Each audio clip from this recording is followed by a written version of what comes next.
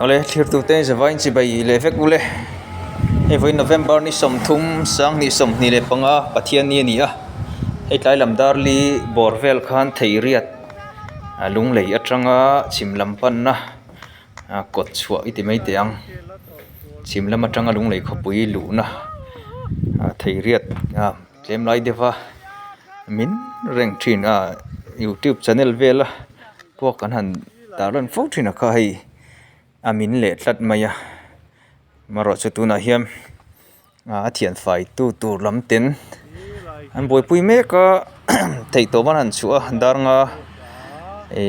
ari don naya tuna hiam thian fai turin thei to ban an chua me ka tian ei lai hi atla le tlat maya zialo hle maya ei ngemo chen ro tuiten tlak lo nu kha chuan an han min lo wanga ti hian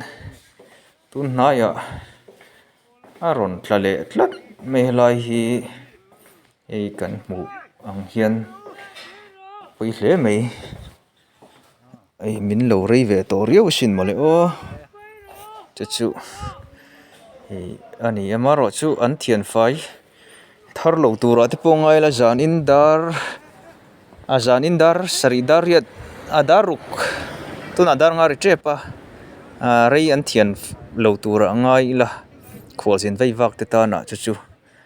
yan riat te po tha ome helai min lai hi enge molai dewa tangkham an han pai fai ve le dewa tin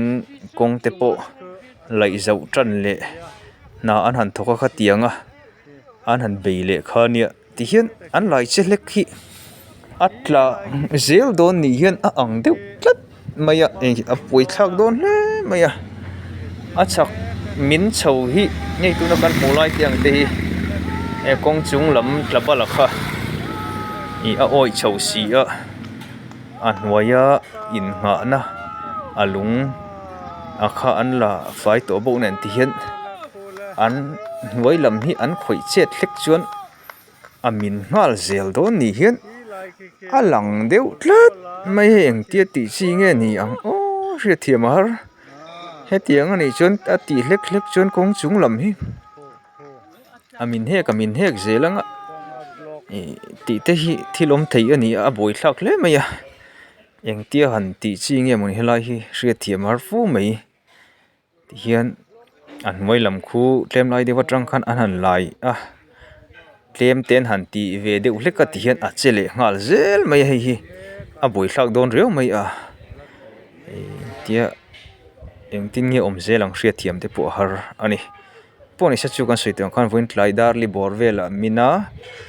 te chuan darnga alari lo hleka tuna a pai vai don tran meka rei an thian lo tura ngai